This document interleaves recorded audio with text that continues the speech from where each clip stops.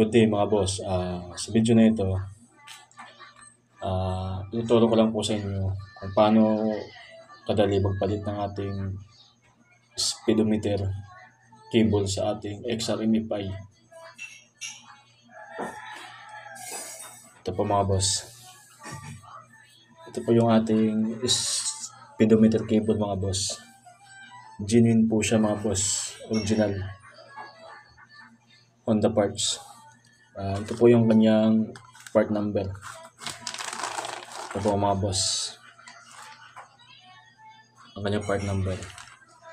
Yung ating XRMFI mga boss at saka XRM Trinity, magkapares lang po sila ng kanilang speedometer cable. Okay mga boss. Yung ating kakailanganin ng mga gamit mga boss, ito lang po mga boss. Isang flat screw. Maliit. Tapos isang pliers mga boss. Okay mga boss. Siya nga pala mga boss, kung gusto nyo ng ganitong mga content, huwag kalimutan mag-like, share, and subscribe mga boss para lumago naman yung ating munting channel mga boss. Okay mga boss, umpisa natin.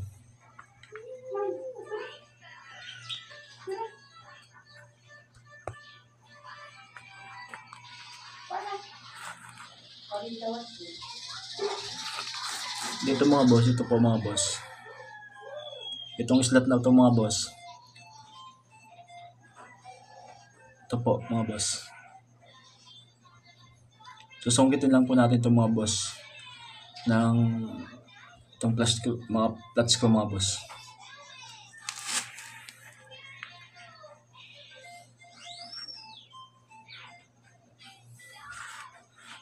Ito mga boss. Ito mga boss to. Susungkitin lang natin to boss para mahugot natin yung ating cable, speedometer cable mga boss ito.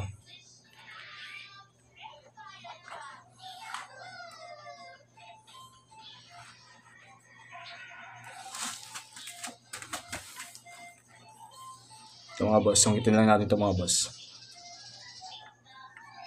Yun. Ito mga boss. Tapos mahugot na natin yung ating speedometer cable mga boss. Yun mga boss.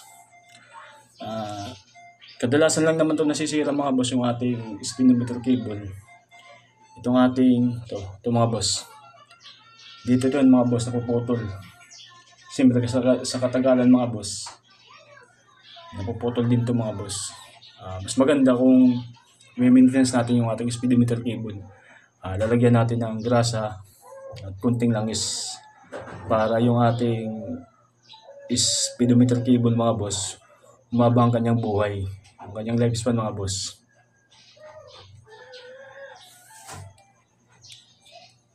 Ito mga boss, dito naman tayo sa ating taas mga boss. Ito mga boss, tinanggal ko na kanyang cowling mga boss.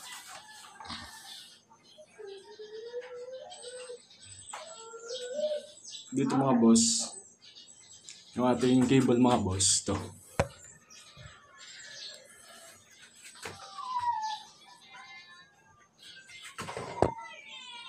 Ito mga boss, ito. Kita ba? Ito.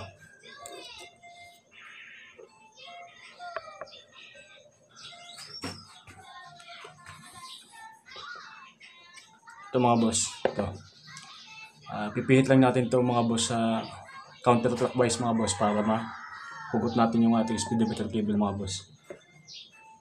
Ito mga boss, linawagan ko na ito kanina. Ito mga boss, hugutin lang natin ito.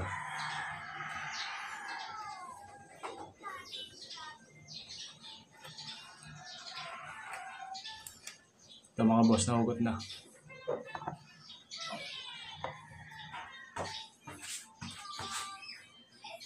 Ito mga boss, hugutin lang natin ito mga boss.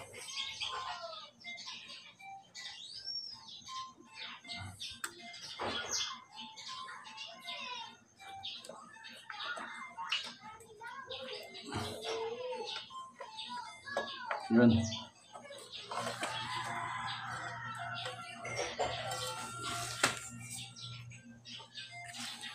Ito mga boss yung ating speedometer cable mga boss.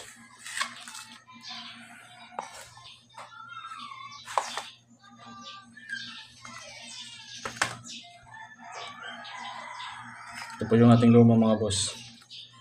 Kadalasan ito mga boss yung nasisira nito, putol ito. Ito mga boss.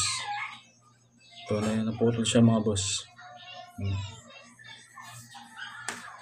Ito po ang kanyang karugtong mga boss. Ito mga boss, putol po siya.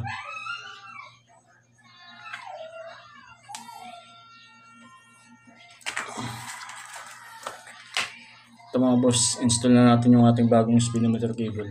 Siya nga pala mga boss. Bago nyo install yung ating bagong speedometer cable mga boss, lagyan nyo muna ng grasa. At saka kunting langis dito mga boss. Ito, hugutin nyo lang ito mga boss. Ito. Tapos lagyan nyo ng kunting grasa mga boss. At kunting langis.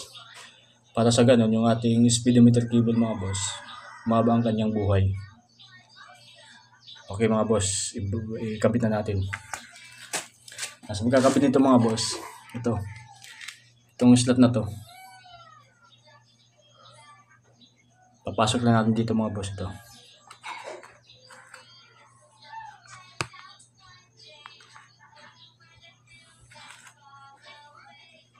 Itong slot to mga boss,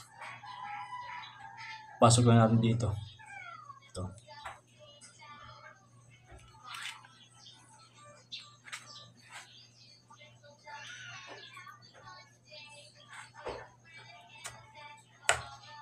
Ito mga boss, pasok na po siya.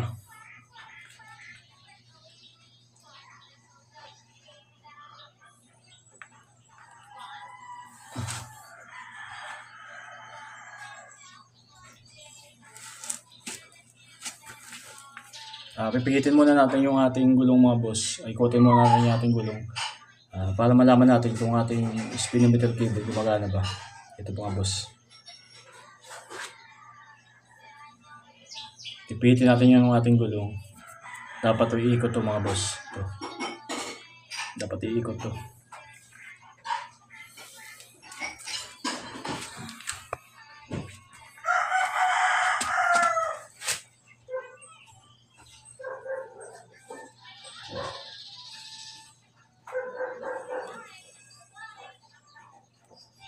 Malalain naman.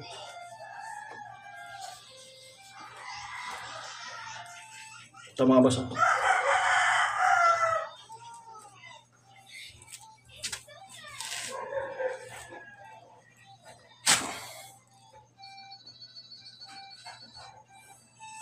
Ito mga boss.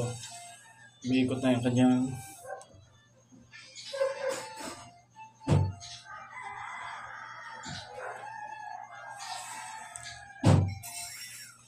mga boss. Ganyan lang po mga boss. May ikot na po siya mga boss.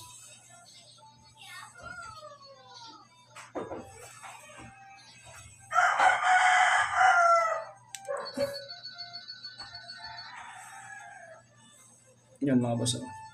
May ikot na po siya.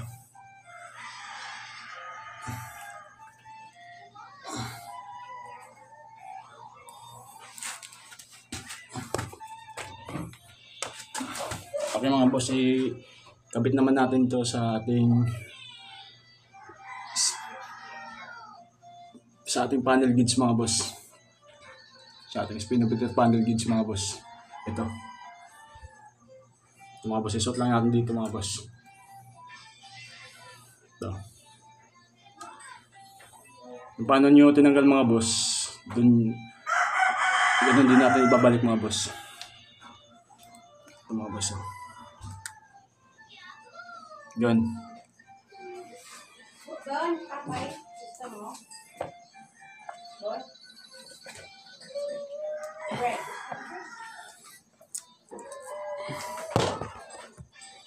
Ito mga boss, kapitan natin ito mga boss.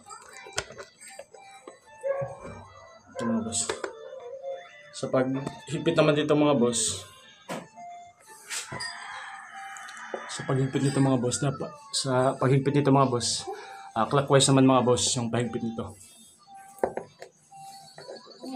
Ito mga boss.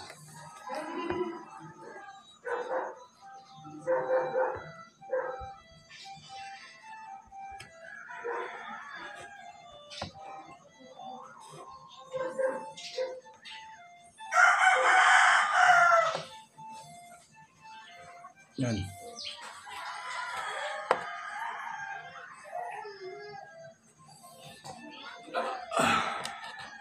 Mga boss, ipitan natin mga boss ng plies para hindi siya ito mga boss. Tamang higpit lang mga boss.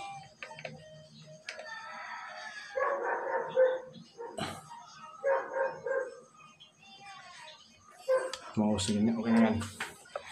Doon yan matatanggal.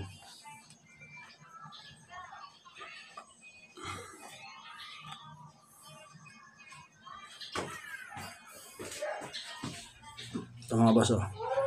Double check natin mga boss.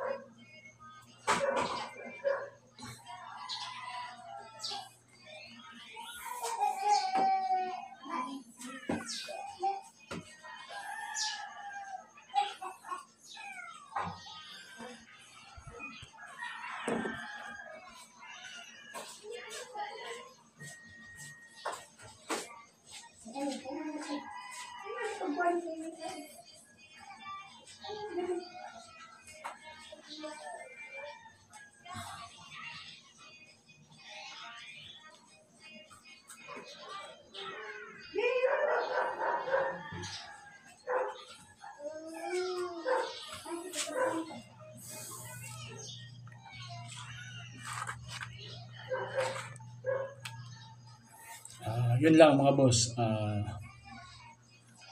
Paki-subscribe naman mga boss. Maraming salamat.